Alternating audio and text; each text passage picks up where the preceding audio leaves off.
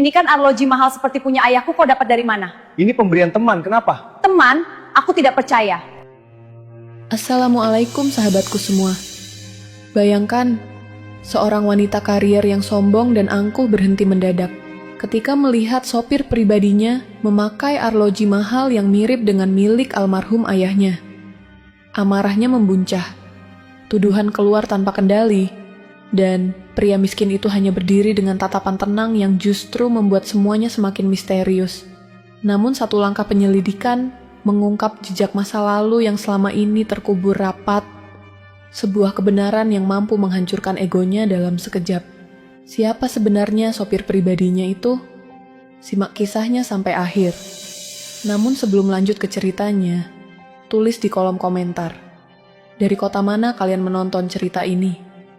Bagi yang baru bergabung, jangan lupa untuk like channel ini agar tidak ketinggalan video terbaru dari kami.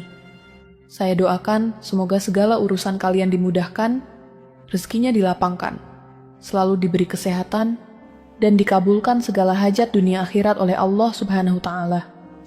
Amin ya Rabbal Alamin.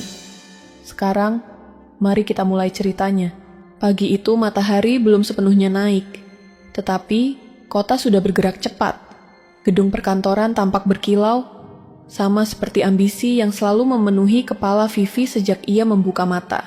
Wanita itu berdiri di depan cermin besar di ruang pribadinya, merapikan rambut hitam legam yang jatuh sempurna di bahunya.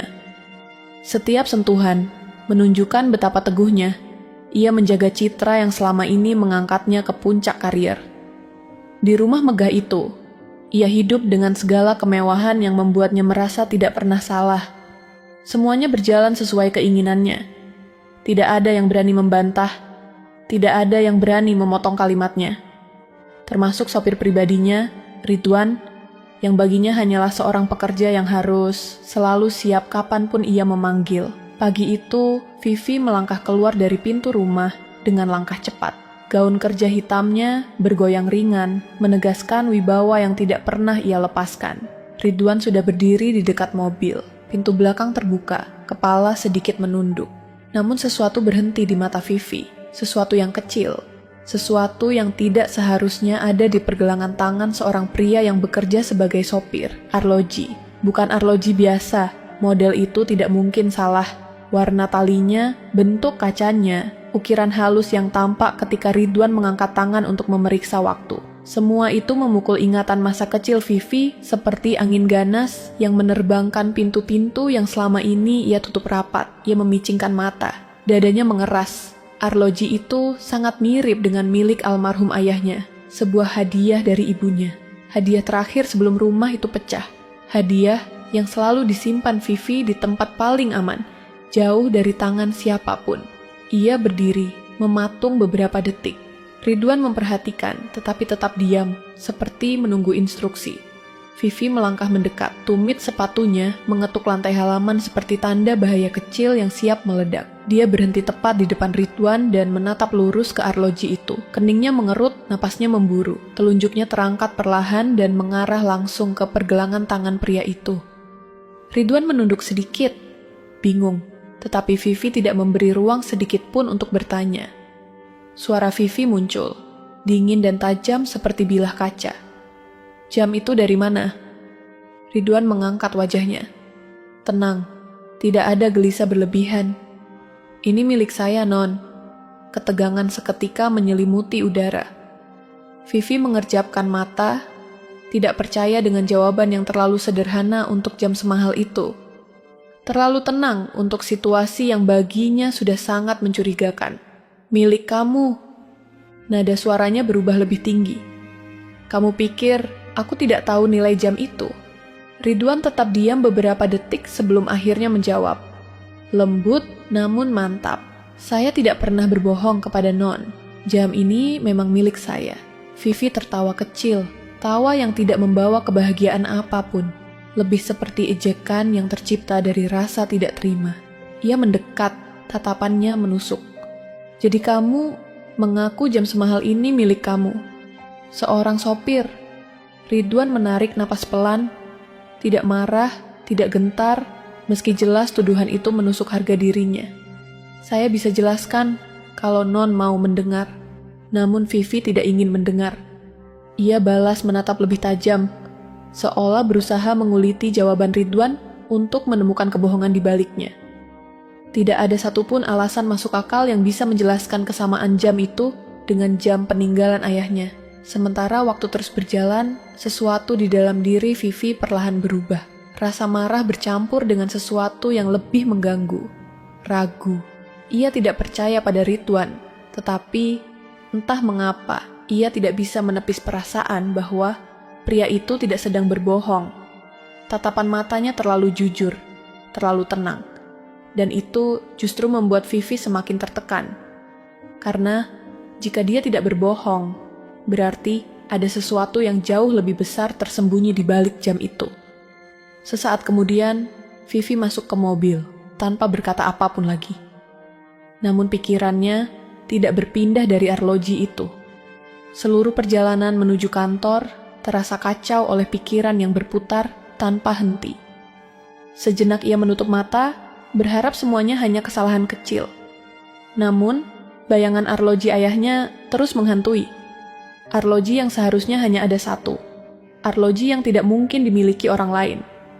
Arloji yang kini dipakai oleh seorang sopir yang ia lihat tidak lebih dari bayangan di belakangnya. Pagi itu, tanpa ia sadari, hidupnya mulai retak oleh sebuah kebenaran yang sudah terlalu lama terkubur. Dan retakan itu baru saja muncul di pergelangan tangan seorang pria yang tidak pernah ia perhitungkan. Hari itu kantor terasa berbeda bagi Vivi. Ruangan yang biasanya memberinya rasa bangga kini terasa sempit. Setiap langkahnya seperti membawa beban yang tidak terlihat. Ia duduk di kursinya, membuka laptop, tetapi pikirannya tidak mau tenang. Bayangan arloji itu terus muncul dalam kepalanya. Arloji ayahnya bukan barang biasa. Sejak kecil ia mengingatnya dengan jelas.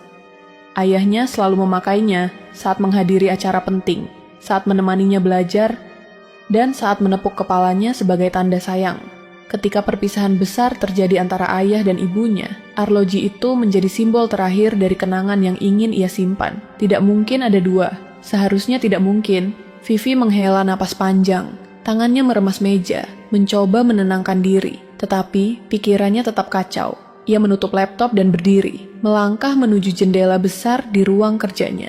Kota di bawahnya tampak sibuk, tetapi segala hiruk-pikuk itu tidak mampu mengalihkan pikirannya. Ia menatap keluar, tetapi bayangan Ridwan muncul di benaknya, sikap tenangnya. Jawabannya yang lurus, tidak ada getaran ketakutan seperti orang bersalah. Justru, ketenangan itu membuat Vivi semakin gusar.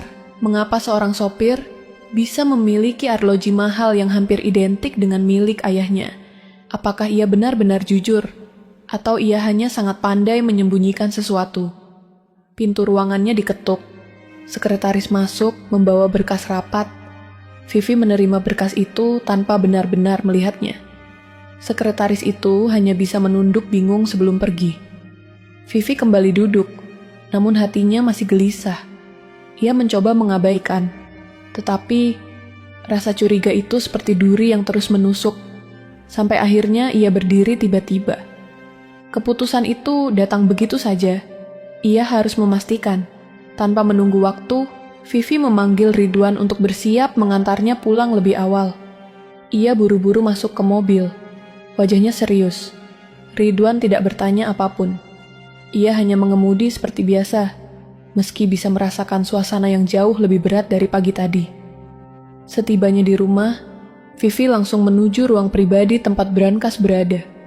Langkahnya cepat, hampir seperti orang yang dikejar bayangan sendiri. Ridwan menunggu di depan rumah tanpa diminta. Vivi membuka brankas dengan tangan sedikit bergetar. Ia menahan napas saat pintu besi itu terbuka. Matanya mencari satu benda yang sangat ia hafal bentuknya. Dan di sana, arloji itu masih terletak rapi, tepat di tempat yang selalu ia jaga. Tidak bergeser sedikit pun. Ia memegangnya. Dingin. Berat. Sama persis seperti ingatannya. Dadanya naik turun. Sebagian dari dirinya merasa lega.